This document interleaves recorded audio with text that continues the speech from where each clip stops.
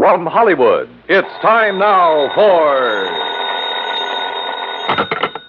Johnny Dollar. The count's 3-2 and the bases are loaded. And Ted Williams is at bat, huh, McGraw? Oh, Johnny, how'd you know it was me? Oh, just psychic, I guess. What's on your mind, Bert? Fella named Henry Sampson. Ever hear of him? Name's familiar. Well, it should be. He owns about half the newspapers in the South. Which means he isn't exactly struggling for money, huh? Right. In fact, he collects it. Figures. Especially Confederate money. Well, anybody can... What? Yes, sir, Johnny. He has one of the largest collections of old coins in this country. Oh? And a Confederate $50 he owns has disappeared. Bert, Confederate money isn't worth its weight in salt. That's where you're all wrong, Johnny. Huh? This particular $50 is insured for $20,000.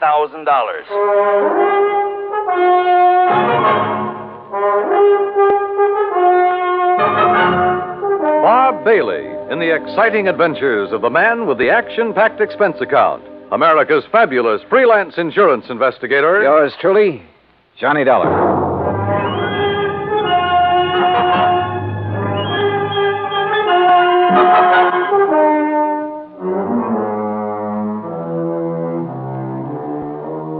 Expense account submitted by Special Investigator Johnny Dollar to the Providential Assurance Company, 393 Dewey Avenue, Hartford, Connecticut. Following is an account of expenses incurred during my investigation of the Confederate coinage matter.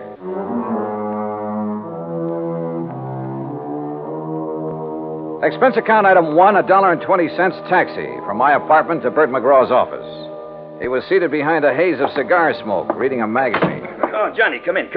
Hey, morning, Bert. Sit down. I was just reading about an old teammate of mine. Oh, who's that? Bob Feller. Feller? Yeah, he was a pretty fair country pitcher. Of course, he wasn't in my class. Of course. Yeah. Many's the time I had to help old Bob out of a spot. Yes, sirree, Bob. That boy could get himself into more jams. Well, I remember... I didn't know you played with the Cleveland Indians, Bert. What? Well, I... Blasted cigar. You been reading up on baseball, Johnny? No, but I remember Bob Feller. Who doesn't? In 1940, I saw him pitch a no-hit, no-run game for the Indians. Oh, well, now, wait a minute. You and me, we must be talking about two different fellers. Yes, sir. That's so? Why, sure. This Bob Feller that was my teammate, he played ball for the Apalachicola Alligators. Yes, sir. Good old Bob Feller. Spelled it Faller. Feller. Yeah.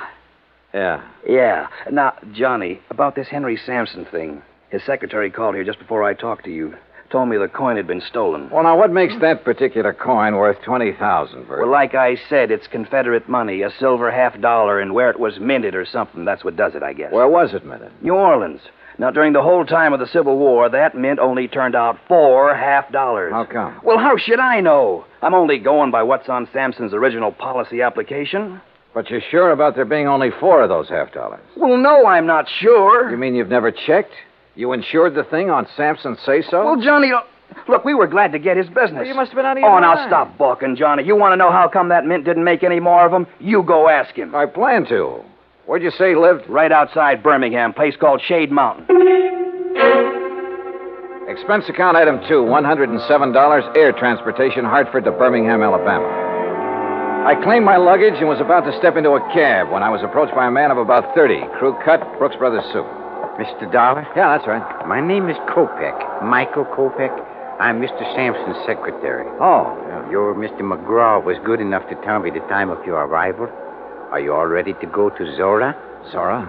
According to the Bible, it was the village of Sampson. Oh, yes. Only I'd like to check into a hotel and freshen up a bit first. That is, if you don't mind. Mr. Sampson would mind, sir. But look, I've been He aboard instructed me to assign you a room in the guest house. I'm sure you will find it more than comfortable, Mr. Dollar. This way, please.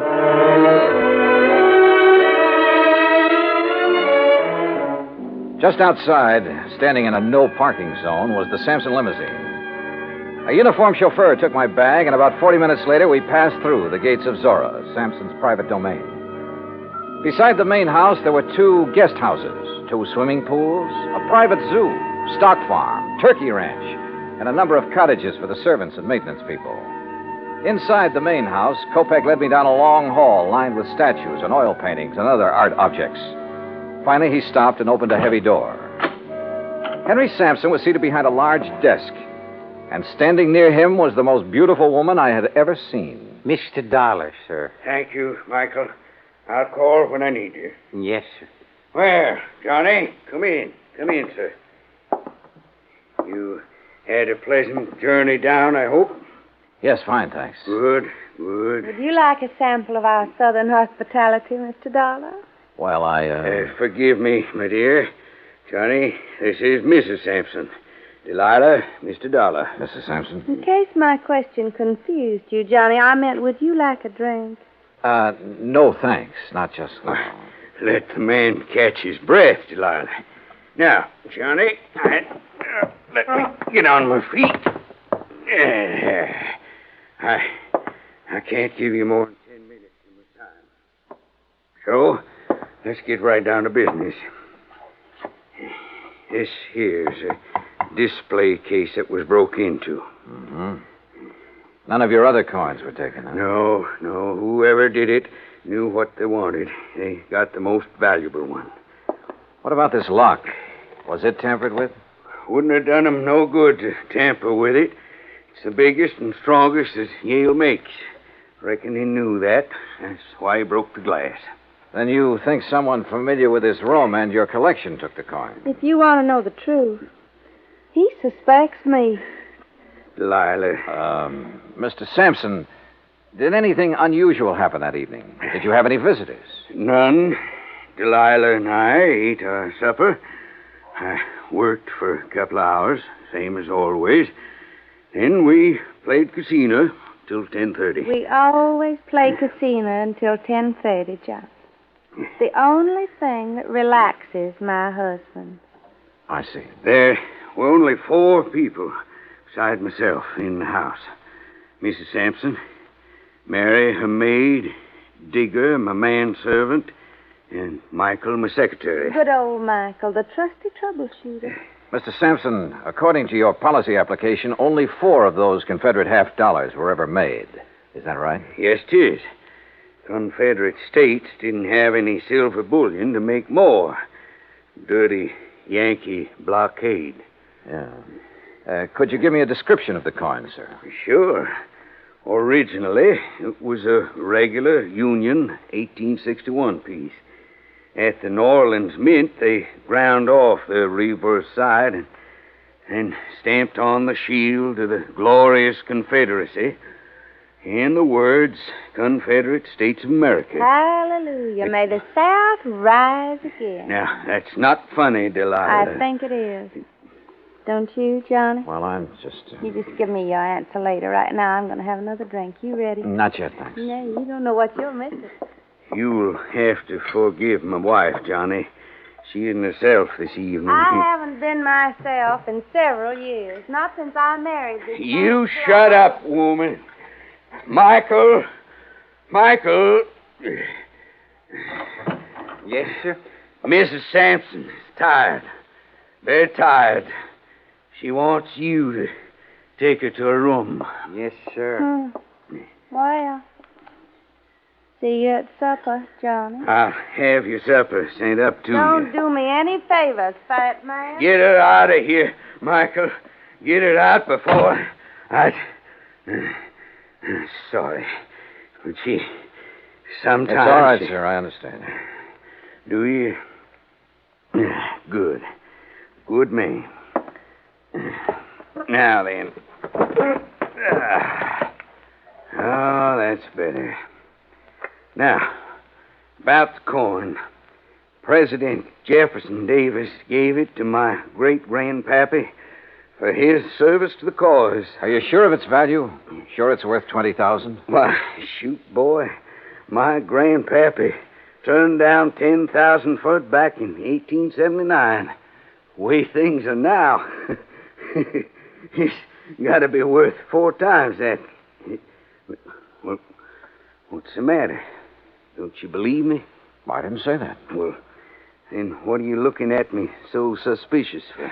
Well, Mr. Sampson, I have a hunch you're holding out on me. Johnny, you're getting paid money to find the person that took it. Now, you earn your pay. I'll try to. Only I'd appreciate some help. I'll give you help. In fact, already have. Like how? Like the gates to Zora. I've kept 'em locked ever since it happened. And until you find that coin, nobody leaves here. Those gates stay closed.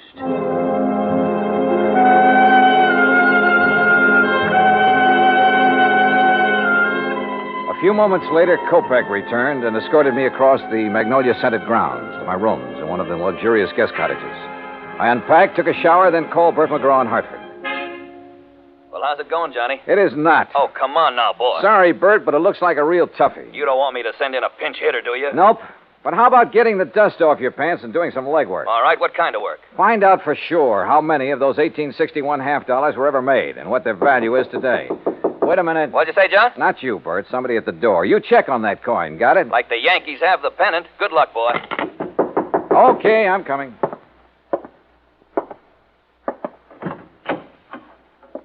Yeah?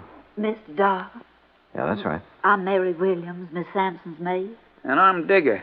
Everybody just calls me Old Digger. He's Mr. Sampson's man. We snuck off and come over here to see you. Oh, well, come in, please. Thank you, sir. Oh, yes, yes, yes. Thank you, thank you. Sure hope nobody saw us come in here. Well, what's this all about, Mary? Mr. Dollar, being an insurance investigator, you work for a company instead of the police, is that it? Yes, the company I'm working for now is in Hartford, Connecticut. Way up north. Oh, that's good. Mr. Dollar, Digger here, he's just scared to death. Scared of what? If you'd be here a while, you'd know. Gosh, you sure would. Well, can't you tell me? Mr. Sampson's got a big place here. He needs lots of folks to keep it up for him, and he gets them cheap from the prisons. What? Yes, sir. Somebody finds out who's going out on parole. The next thing a man knows, instead of being all the way free, he's here, working for Mr. Sampson. Yes, sir. And if he don't like it, Mr. Sampson has him sent back. Oh, come on now. Look, this is 1957. Things like that just don't happen anymore. Tell him, Digger. Well, Mr. Dollar, sir, I don't want to go back to that place. No, sir. I don't ever want to go back. Oh, it's all right, Digger. Mr. Dollar, we wouldn't have bothered you at all, except that Digger and me, that is, we want to get married. That's right, yes. But if he's sent back to prison, well, he's already spent 15 years there. And you're afraid that Mr. Sampson is going to send him back? Yes, sir. Mr. Sampson or somebody else around here. But why? Well, come on. One of you say something. Well, sir, I ain't going to tell you, nobody else, Mr. Dollar. No, sir. I won't tell no matter what they do to me. I won't tell unless you give me your word. Unless you promise me. Promise you what? That you won't let Mr. Sampson or nobody send me back. You give me your word on the Bible. I'll tell. Yes. Well, come on. Tell me what. Well, sir, Mr. Dollar, Digger knows who took that $50 piece.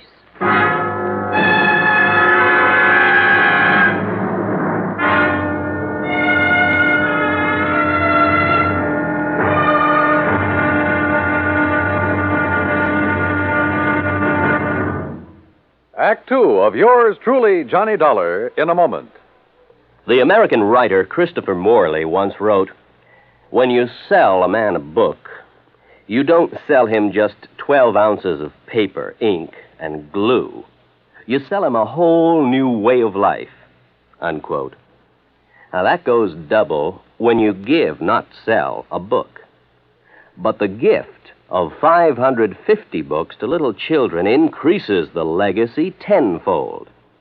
Near the end of 1960, the employees of the Chase Manhattan Bank started a people-to-people program with such a gift to school children of a town in Tanganyika. That's on the southeast coast of Africa. And to give you an idea how the books were received by the children, let me first quote from Francis Bacon. He's an English writer of a few centuries back. He said, "Some books are to be tasted, others to be swallowed, and some few to be chewed and digested." In the past, children in Tanganyika may have done a little tasting and chewing and a little swallowing and digesting. But there's one certain thing. They wound up devouring the books they received from the United States. And they did so much of it that they, the ones in high school anyway, were able to reach the level of English children their age and pass the exams at the same time. That takes a lot of book learning, as they say. Now, the gift of these books from the United States of America may have seemed a small thing to the senders, but the boys in Tanganyika who received them know that they've opened a whole new way of life. They've greatly increased understanding in the classroom of freedom, the right of all men everywhere. And now, Act Two of yours truly, Johnny Dollar, and the Confederate coinage matter. I wanted to help Digger, the Sampson servant who claimed to have information concerning the missing Confederate $50.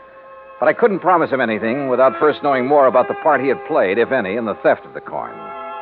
I did promise to think over his offer and let him know if I was interested by the next afternoon.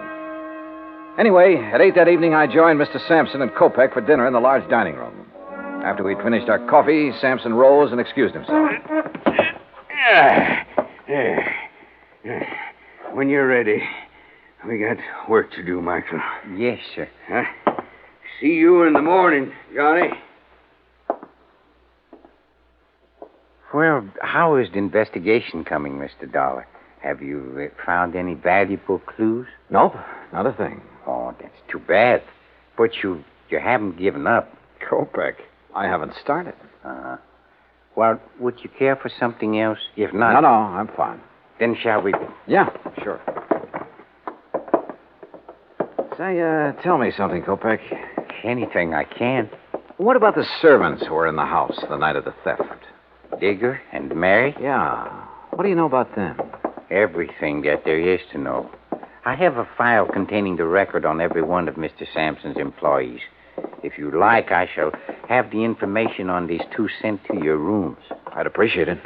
Now, if you will excuse me, Mr. Sampson is waiting in the den. You can find your way back to the guest house? Hmm? Sure. Good night. Good night, Mr. Dollar. Johnny. Oh, Delilah. Oh, where are you? Up here, on the stairs. No, don't come up. Oh. Johnny, do you like to ride? Well, sure, only it's been a long time since I've had a chance to, and I didn't bring any riding clothes. Well, that doesn't matter. Meet me at the stables before breakfast. You will, won't you, Johnny? What do you think? I went back to the guest house, and about half an hour later, Kopek delivered the files on Mary Williams and Digger. Everything Digger had told me was true. He had spent 15 years in prison on a manslaughter charge. So early the next morning, I crossed the green lawns of Zora and met Delilah at the stables. And a few minutes later, we were riding our horses away from the main house. Where shall we ride, Johnny? You want the cook's tour? Oh, I don't know. What's it include? Oh, the turkey farm, dairy, and zoo. Or would you rather go down to the river? Hey, you know, it's a funny thing, Delilah. What is? I've never seen a river. You fool. Come on, I'll race. Come on, boy. Come on.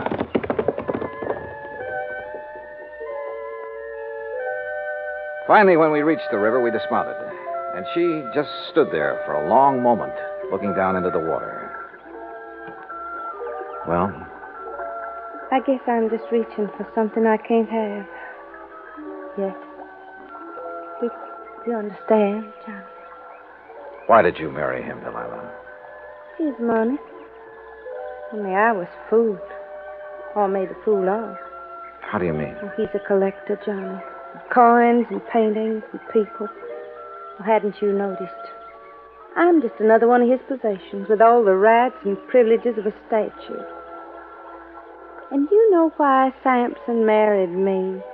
Because my parents named me Delilah. Well, why don't you leave him? Oh, I'd need money, a lot of it. And I thought I was going to get some.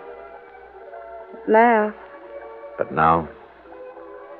Maybe I'll get another chance. And when I do, Johnny, you keep in touch, huh? We rode on back, had breakfast, and I returned to my rooms in the guest cottage. Around 11 o'clock, I picked up the phone and called Bert McGraw again. Johnny, About time you called. Yeah, what'd you find out, Bert? Enough to know that I'm in trouble, and you got to get me out of it. Trouble? What kind of trouble? That Confederate $50. Do you know what it's worth? $5,000. What? But you insured it for 20. I know it, but look, Johnny, it wasn't all my fault. I mean, well, how did Sampson know about the dies? What dies? The dies a man named Scott made 500 of those $50 from back in 1879. That's what lowered the price of the original $50. You mean there are 500 of those $50 in existence instead of 4? 504. The 4 original ones made in 1861, and the rest were made later. Well, looks like you're out 20 grand, Bert. Oh, don't say that. Unless. Yeah? Unless you're willing to let me try something down here. Anything, Johnny boy, anything. Even if it costs $5 grand? Well, you know what'll happen to me if the company has to take a loss of $20,000 for something worth only $5. Johnny, please, go ahead. Thanks, pal. I'll call you later.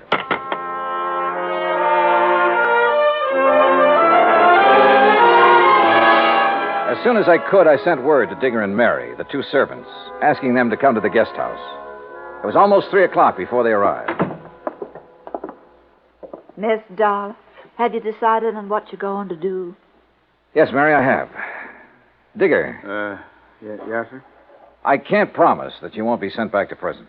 Well, then I ain't going to tell you nothing. Now, wait. Sir. Let me finish. But I can promise that I'll do everything possible to help you. Well, sir, I have to ask Miss Mary. You know, she's the one who talked me into coming to you in the first place. I did it soon as he told me what he'd done. I didn't know about it till afterward, Mr. Dahl. All right. Just what did he do, Mary? Well, it wasn't his fault. He just had to break into that case and take that $50.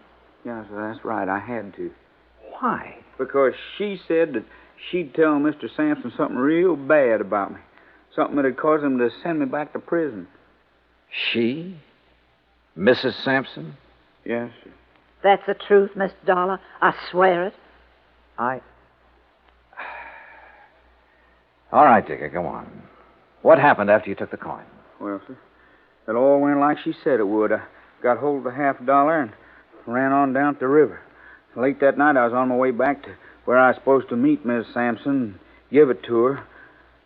Well, sir, then I tripped over something and doggone if I didn't lose it. Oh, wait a minute. Come on now, Digger. You don't expect me to believe that. But it's the truth. Yes, sir. I had it in my hand, and when I fell, it flew out. And you can't find it? No, sir. No, sir. And I looked and looked. There's a good reason why he can't find it, Mr. Dahl. Oh? Yes, and you come with us. We'll show you. They showed me, and I had to agree there was a good reason. I told Kopek I wanted to see Mr. Sampson. While I was waiting for him, Delilah came down the stairs from her room. Johnny, I saw Digger take your suitcase out to the car. You aren't leaving. I will be in a few minutes. Well, Johnny, have you found the coin? No, not quite. But I know where it is. And I know how it got there. You do? Why did you do it, Delilah? Why did you make him do it? You ought to know by now, Johnny. I did it for the same reason I've done everything else in my life, for money. I thought I could use the money to get away from here. What'll you do now? I don't know. It's up to him. You do have to tell him, don't you? Yes, Delilah. I'm afraid I do. There's no other way. I mean, well, couldn't you say one of the servants? No, Delilah, don't you say it either. Okay, Johnny. See you around, huh? Sure. See you around.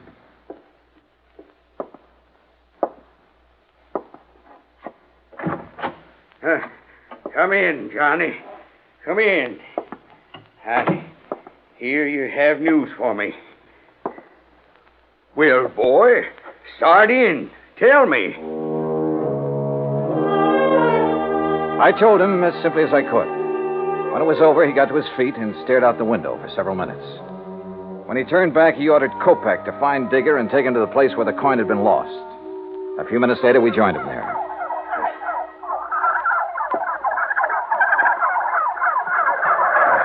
I can't believe it.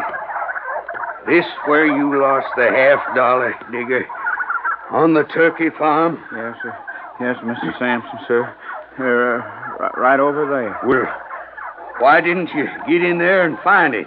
Well, I told Mr. Dollar how come I couldn't, sir. Well, Dollar? He couldn't find it because when he dropped the coin, one of those turkeys swallowed it. Dollar, what do you mean, one of those turkeys swallowed it? Well, sir, just what I said.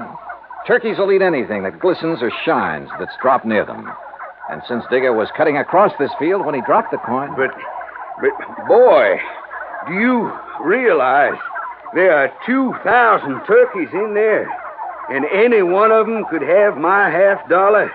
The $50 Jefferson Davis, president of the glorious Confederacy, gave my grandpappy.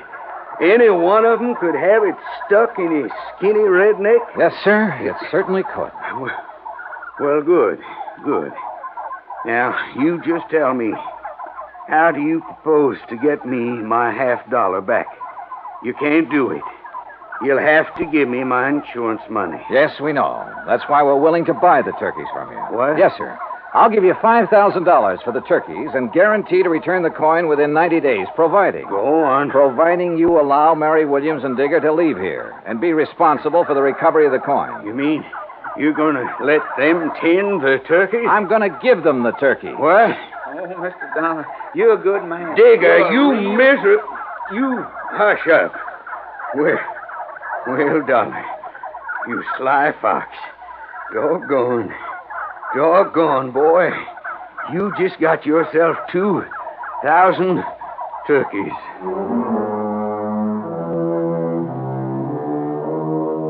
A couple of weeks after I left Birmingham, I received a letter from Mr. and Mrs. Digger telling me that they'd found the coin in the craw of the bird they'd killed for their first Sunday dinner together. Which proves once again, miracles do happen. Expense account total, including transportation back to Hartford, $405.10. Yours truly, Johnny Dollar.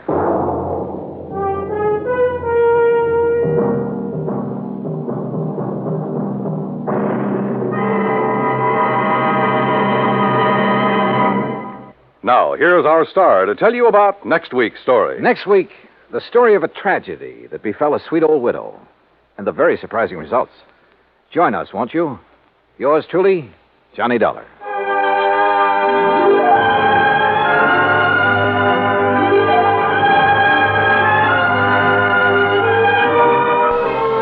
Yours truly, Johnny Dollar, starring Bob Bailey, originates in Hollywood. Written by Charles B. Smith, it is produced and directed by Jack Johnstone. Heard in our cast were Virginia Gregg, Eleanor Audley, Herb Ellis, Herb Vigran, Forrest Lewis, and Vic Perrin. Be sure to join us next week, same time and station, for another exciting story of Yours truly, Johnny Dollar. This is Dan Cubberly speaking.